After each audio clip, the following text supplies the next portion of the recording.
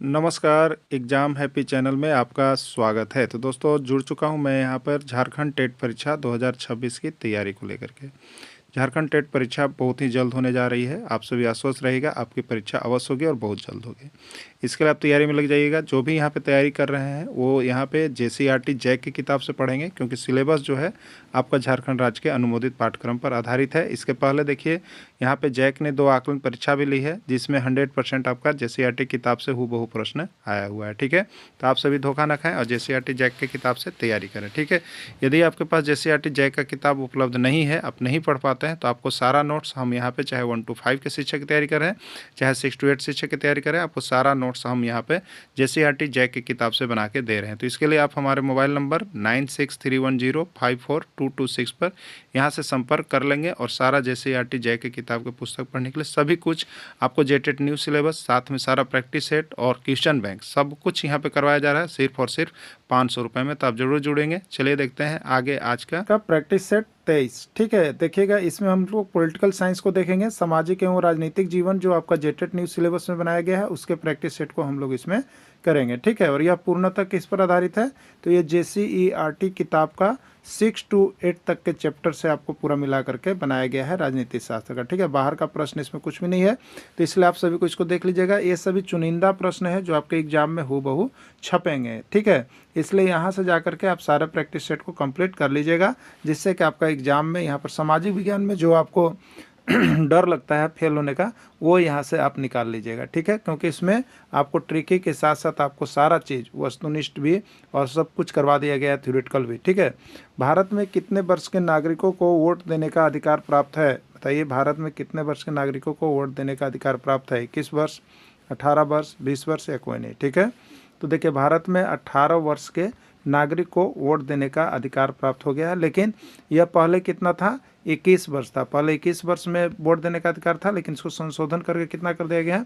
18 वर्ष में कर दिया गया है। ठीक है, और ये वोट देने का अधिकार से एक प्रश्न आपका 100% आपके एग्जाम में छपेगा। ठीक है, तो ये 61वां संविधान संशोधन, इसमें 61वां संविधान संशोधन में आपको जो है मतदाता की आयु जो 21 वर्ष था उसको घटा के 18 वर्ष कर दिया गया। यह प्रश्न आता है। ठीक है, और ये 1988 में हुए थे, तो इसके पहले जो है 21 वर्ष वाले से वोट में भाग ले सकते थे, लेकिन इसके बाद जो है अब 18 वर्ष वाले उम्मीदवार भी मतदाता सूची में शामिल हो जाते हैं और वो यहाँ वोट देने के अधिकारी हैं। ठीक है, तो भारत में कितने वर्ष के नागरिकों को वोट देने का अधिकार प्राप्त है? तो यहाँ पर आप राइट आंसर करेंगे 18 वर्ष। ठीक है, चलिए नेक्स्ट। किस संविधान संशोधन के तहत मतदाता की आयु 21 वर्ष से घटाकर 18 वर्ष कर दिया गया है? ठीक है, 21 वर्ष से घटाकर 18 वर्ष कर दिया गया है, आपको बताना। ठीक है, 71वें संविधान संशोधन, ठीक है, या 61वें संविधान संशोधन, 28वें संविधान संशोधन या कोई नहीं? ठीक है, तो देखिए यहाँ पर मतदाता की आयु जो है वो कब घटाया गया है? तो 61वें संविधान संशोधन के तहत जो है मतदाता की आयु 18 वर्ष से घटाकर कितना कर दिया गया है? 21 वर्ष कर 18 वर्ष कर दिया गया है, 21 वर्ष से घटा करके। किसके तहत? तो 61वें संविधान संशोधन के तहत। ठीक है, 61वें संविधान संशोधन के तहत मतदाता की आयु क्या कर दिया गया? 21 वर्ष से घटा करके 18 वर्ष कर दिया गया है। ठीक है, याद रखिएगा, राइट आंसर बी हो जाएगा। चलिए अगला देखिएगा, 61वां संविधान संशोधन कब किया गया? ठीक है, 61वां संविधान संशोधन कब किया गया? ठीक है, 1988 में, 1987 में, 1985 में या 1986 में? ठीक है, तो 61वां संविधान संशोधन कब किया गया? तो 61वां संविधान संशोधन आपका 1988 में किया गया है। ठीक है, 1988 में किया गया है, राइट आंसर इसका ए हो जाएगा। चलिए नेक्स्ट देखते हैं। लोकतंत्र का अर्थ है, लोकतंत्र का अर्थ है क्या है? लोकतंत्र का अर्थ आपको बताना है। ठीक है, लोकतंत्र का अर्थ क्या है? लोकतंत्र का अर्थ है आपका जनता का शासन, राजा का शासन, सेना का शासन, यह सभी। ठीक है, तो लोकतंत्र में जनता प्रधान होती है। ठीक है, इसलिए लोकतंत्र को जनता का शासन भी कहा जाता है। लोकतंत्र को जनता का शासन कहा जाता है। राजतंत्र शासन का अर्थ है, राजतंत्र शासन का अर्थ क्या है? आपको बताना है राजतंत्र शासन का अर्थ। ठीक है, राजतंत्र का अर्थ क्या है? तो राजतंत्र का देखिए अर्थ होता है यहाँ पे जनता का शासन। क्या होता है? जनता का शासन, इसलिए राइट आंसर ये हो जाएगा। राइट आंसर यहाँ पर ये आपका हो जाएगा, जनता का शासन। ठीक है, जनता का शासन होगा। चलिए नेक्स्ट। भारत में किस प्रकार चुनाव होता है? भारत में देखिए जो चुनाव होता है उसका प्रकार क्या है, आपको बताना है कि किस प्रकार का चुनाव भारत में होता है। ठीक है, तो भारत में जो चुनाव होता है वो किस प्रकार का होता है? प्रत्यक्ष होता है, अप्रत्यक्ष होता है, प्रत्यक्ष अप्रत्यक्ष दोनों होता है, कोई नहीं। ठीक है, तो भारत में जो है अभी किस प्रकार का चुनाव प्रणाली? अप्रत्यक्ष प्रणाली है।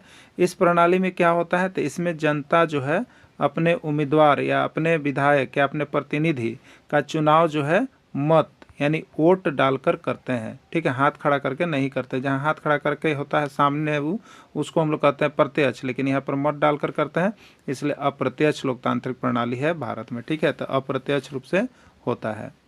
नेक्स्ट है, यहाँ पे देखिए नोट आपको कर दिया गया है कि अप्रत्यक्ष लोकतंत्र में जनता मतदान के द्वारा अपने प्रतिनिधि को चुनती है, यानी जिसमें मतदान का काम शुरू हो गया, मतदान देने वाला काम, तो वो आपको भारत निर्वाचन आयोग या राज्य निर्वाचन आयोग जो मतदान लेकर के करवाएंगे तो वो अप्रत्यक्ष है और वही भारत में लगाया गया है। ठीक है, भारत में कितने वन्य जीव अभयारण्य हैं? भारत में कितने वन्य जीव अभयारण्य हैं? 370, 372, 374 या 376। ठीक है, तो 372 वन्य जीव अभयारण्य आपके JCERT किताब में यहाँ पर दिया गया है। ठीक है, 6 से 14 वर्ष के बच्चों को निःशुल्क तथा अनिवार्य शिक्षा प्रदान करने के लिए कानून बनाया गया है। 6 से 14 वर्ष के बच्चों को निःशुल्क तथा अनिवार्य शिक्षा प्रदान करने के लिए कानून बनाया गया है। कब?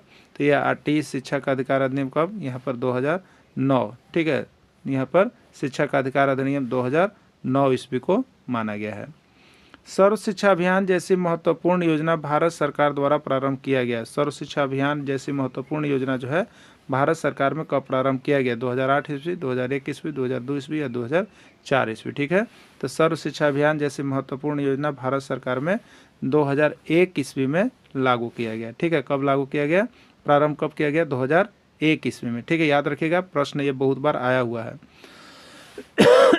FIR का फुल फॉर्म क्या होता है? FIR का फुल फॉर्म क्या होता है? First in report, first information report, first investigation report या कोई नहीं। ठीक है, तो इसका राइट आंसर हो जाएगा फर्स्ट इन्फॉर्मेशन रिपोर्ट होता है। ठीक है, दीवानी कानून सिविल में कौन कौन शामिल होते हैं? जमीन की बिक्री संबंधी विवाद, वस्तुओं की खरीदारी संबंधी विवाद, किराया तलाक संबंधी विवाद या सभी। ठीक है, तो यहाँ पर देखिए कानून में जो आपको दीवानी और एक फौजदारी दो होता है। तो फौजदारी में तो आपका फौज मतलब लड़ाई झगड़ा मर्डर हत्या गाली ये सब का जो होता है वो फौजदारी में होता है, और दीवानी में यहाँ पर जगह जमीन वस्तु खरीदारी किराया संबंधी दीवानी कानून होता है। ठीक है, तो A, B और C तीनों सही है, नहीं राइट आंसर इसका D हो जाएगा, सभी चला जाएगा।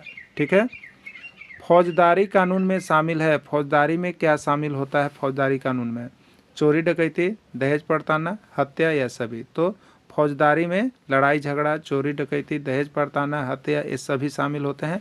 राइट आंसर इसका D हो जाएगा। ठीक है, लोकसभा में राष्ट्रपति द्वारा निर्वाचित सदस्य होते हैं। ठीक है, 1, 2, 3 या 4। ठीक है, तो लोकसभा में राष्ट्रपति द्वारा निर्वाचित सदस्य कितने होते हैं? 2 होते हैं। ठीक है, लेकिन इनको अब पद क्या कर दिया गया है? हटा दिया गया है। इसलिए लोकसभा में अधिकतम सदस्यों की संख्या कितनी होती थी? 552। लेकिन अब लोकसभा में अधिकतम सदस्यों की संख्या कितनी है? 550। इसको क्लियर हो लीजिएगा। ठीक है, चलिए नेक्स्ट देखिएगा। राज्यसभा को कहा जाता है, राज्यसभा को कहा जाता है द्वितीयक सदन, उच्च सदन, अस्थायी सदन या सभी। ठीक है, देखिए यहाँ पे लोकसभा और राज्यसभा से एक प्रश्न आपका रहता है। ठीक है, लोकसभा और राज्यसभा से एक प्रश्न रहता है। अब देखिए लोकसभा और राज्यसभा से एक प्रश्न रहता है, तो लोकसभा और राज्यसभा से क्या होगा? देखिए, तो लोकसभा और राज्यसभा के लिए एक सूत्र है, पान, ठीक है, लो दूसरा, पान लो दूसरा, याद रखिएगा। ये पान जो ट्रिक है ये लोकसभा के लिए है और ये दूसरा जो ट्रिक है वो राज्यसभा के लिए है। पान लो में भी 1, 2, 3, 4, 5 है और दूसरा में भी 1, 2, 3, 4, 5 है। इसका मतलब क्या होता है? इसका मतलब होता है पान लो दूसरा दूसरा। ठीक है, ये हो गया। तो ये P का मतलब है देखिए प्राथमिक सदन, प्राथमिक सदन। अ का मतलब है देखिए अस्थाई सदन। ठीक है, N का मतलब है देखिए निम्न सदन, और लो का मतलब है लोकसभा, लो का मतलब है लोकसभा। यानी लोकसभा को प्राथमिक सदन कहा जाता है, अस्थाई सदन कहा जाता है और निम्न सदन कहा जाता है। एने वाला पूरा चीज़ लोकसभा के लिए हो जाएगा और इधर वाला पूरा चीज़ राज्यसभा के लिए। तो राज्यसभा के लिए क्या आया? दूसरा। ये बच गया दूसरा, दूसरा यही बच गया ना दूसरा। तो रा का मतलब है देखिए राज्यसभा, रा का मतलब क्या है? राज्यसभा। ठीक है, तो डी से क्या हो गया, तो दूसरा मतलब द्वितीयक सदन। यू से क्या हो गया, तो उच्च सदन। और एस स से क्या हो गया, अस्थाई सदन। यानी द्वितीयक सदन, उच्च सदन और अस्थाई सदन, ये सभी राज्यसभा को कहा जाता है। देखिए बहुत ईजी तरीका से आप चाहिएगा तो यहाँ पर एसएसटी को हम आपको पकड़ाते हैं, ठीक है। तो एसएसटी के लिए आप एकदम आश्वस्त रहिए कि आपका एसएसटी में जो आपको संभावना लग रहा है फेल कर जाएंगे, तो आप खाली हमारे साथ एसएसटी जुड़ के तैयारी कर लीजिए, आपको यहाँ एसएसटी में कोई प्रॉब्लम ही नहीं लगेगा, समझे ना। इसलिए आपसे जुड़ जाइए, आपको बहुत सारा क्वेश्चन ऐसा हम करवा देंगे ट्रिकी, जिससे कि आपको वहाँ से 10-15 प्रश्न हूबहू आप एकदम कॉन्सेप्ट क्लियर करके मार के आइएगा। इसलिए एसएसटी के लिए आप कभी भी निराश नहीं होएगा कि एसएसटी सब्जेक्ट खराब है, नहीं कर पाएंगे, हमारे साथ जुड़िए, आपको हम सब करवाएंगे, ठीक है। तो इस तरह से लोकसभा और राज्यसभा के लिए आप ट्रिक बना के याद कर लीजिएगा। देखिए यहाँ पे हमने आपको बना भी दिया है। दूसरा में रा का मतलब राज्यसभा है, रा का मतलब राज्यसभा, एस का मतलब अस्थाई सदन, यू का मतलब उच्च सदन या ऊपरी सदन, और डी का मतलब द्वितीयक सदन या दूसरा सदन। यही याद रख लेना है, ठीक है। तो कुछ भी चीज़ पूछा जाएगा आप क्लियर कर लेंगे। भारत का बिस्मार्क कहा जाता है, सरदार वल्लभ भाई पटेल, पंडित जवाहरलाल नेहरू, डॉक्टर राजेंद्र प्रसाद या कोई नहीं, ठीक है। तो भारत का बिस्मार्क किसको कहा जाता है, सरदार वल्लभ भाई पटेल को। देशी रियासतों का एकीकरण, एक में मिलाए जाने के कारण उन्हें उपाधि दिया गया है बिस्मार्क का, यानी सरदार वल्लभ भाई पटेल को, ठीक है। 560 देशी रियासतों के एकीकरण में किसने भाग लिया, 560 देशी रियासत का एकीकरण में किसने भाग लिया, पंडित जवाहरलाल नेहरू, डॉक्टर राजेंद्र प्रसाद, सरदार वल्लभ भाई पटेल, कोई नहीं, ठीक है। तो देशी रियासतों का एकीकरण, एकीकरण मतलब मिलाया जाना, ठीक है। ये कौन सा काम करता है, तो सरदार काम करेंगे, यानी सरदार वल्लभ भाई पटेल जी का नाम यहाँ पर आएगा। देशी रियासतों का एकीकरण में प्रश्न ये झारखंड टेट में भी पूछा गया है, ठीक है। देशी रियासतों का एकीकरण से प्रश्न पूछा गया है, ये सरदार वल्लभ भाई पटेल का। देखिए आपको बताते, आप अगर 2016 की बात कर रहे हैं या 2012 की, तो आप अगर सीधे किताब की ओर आप रुख कीजिएगा जब JCERT का, तो आप देखिएगा यहाँ पर 70% तो एकदम बीच बीच से किताब का पूरा निचोड़ ही दे दिया गया है, लेकिन 30% प्रश्न में थोड़ा सा ज़्यादा JCERT को देखना पड़ता है, लेकिन यहाँ से पासिंग मार्क्स सबका कंठस्थ हो जाता है, ठीक है, कंप्लीट हो जाता है। इसलिए JCERT से जितना भी नोट्स हम आपको दे रहे हैं, देखिए नोट्स ले करके पढ़ लीजिए, यहाँ पे जितना PDF सबका हम बना दिए हैं, आप यहाँ से ले करके आराम से पढ़ लीजिए, उसके साथ में उसका वीडियो भी और क्लासेस सब कुछ दे दे रहे हैं आपको। वहाँ के बाद आपको बिना घर बैठे ही आप यहाँ से पास करके आइएगा, हाँ, लेकिन जितना चीज़ देंगे आपको उतना को कंसेप्ट क्लियर रख के जाइएगा, और हम यहाँ पर बहुत सारा कंसेप्ट आपको क्लियर करवाते चल रहे हैं, ठीक है। देखिए यहाँ पर लिखा हुआ है 2014 ईस्वी से प्रत्येक वर्ष 31 अक्टूबर को राष्ट्रीय एकता दिवस के रूप में मनाया जाता है। प्रश्न ये भी बहुत इंपॉर्टेंट है कि 31 राष्ट्रीय एकता दिवस कब मनाया जाता है, ये भी प्रश्न आया हुआ प्रश्न है, ठीक है। तो 31 अक्टूबर को राष्ट्रीय एकता दिवस के रूप में मनाया जाता है, क्योंकि 31 अक्टूबर को भारत के प्रथम गृह मंत्री सरदार वल्लभ भाई पटेल का जन्म दिवस है। उन्हें भारत का बिस्मार्क कहा जाता है, और उन्होंने 560 देशी रियासतों के एकीकरण में महत्वपूर्ण भूमिका निभाई थी, ठीक है। तो राष्ट्रीय एकता दिवस सरदार वल्लभ भाई पटेल के नाम है और 31 अक्टूबर है, ठीक है, याद रखिएगा 31 अक्टूबर बहुत महत्वपूर्ण तिथि है आपका जेटेट पास करने के लिए, ठीक है। प्रारंभ में संविधान में कितने मौलिक अधिकार थे, 5, 6, 7 या 8। देखिए ये मौलिक अधिकार और मौलिक कर्तव्य अगले बार भी 2016 में भी प्रश्न यहाँ से आए हैं, और यह भी 2000 जो आपका 26 में होने जा रहे हैं, यहाँ भी प्रश्न छपने वाले, इसमें कोई शक नहीं है। और आपका जो जेटेट का न्यू सिलेबस बनाया गया है, तो उसमें आप देखिएगा एक टॉपिक ही दिया गया है आपको, मौलिक अधिकार और मौलिक कर्तव्य, तो उसको देख लेना है। किताब में भी दिया हुआ है, वो बता देंगे किस किताब में है, कौन चैप्टर में है, सब कुछ हम बता देंगे। जो हमारा PDF बन रहा है उसमें आपको किताब का चैप्टर भी हम बता देते हैं, कि आप वहाँ जा करके ज़्यादा अच्छा चाहते हैं तो वहाँ से भी पढ़ लीजिए, बाकी तो हम आपको बना के दे ही रहे हैं, ठीक है। तो ये एक अलग टॉपिक है जो आपको बहुत जल्द यहाँ पे निकल के आएगा। तो प्रारंभ में देखिए 7 मौलिक अधिकार थे, ठीक है, लेकिन अभी वर्तमान में 6 मौलिक अधिकार हैं।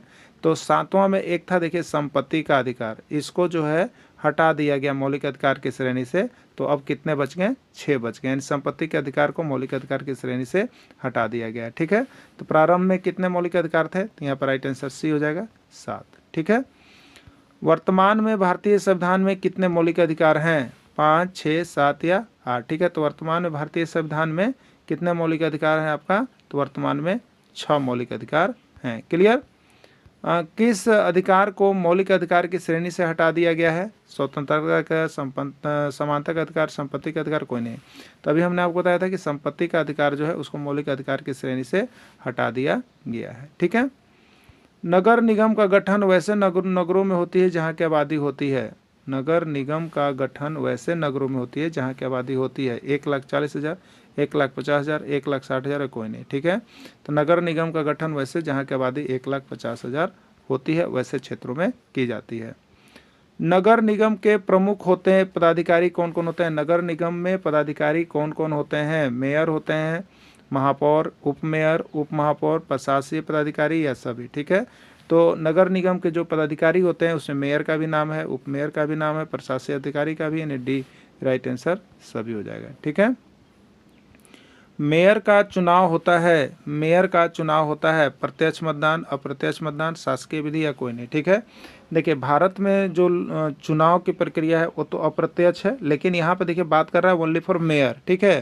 तो आपको बता देते हैं बहुत से राज्य में मेयर का चुनाव जो है प्रत्यक्ष विधि से होता है और बहुत से राज्य में अप्रत्यक्ष विधि से होता है, ठीक है।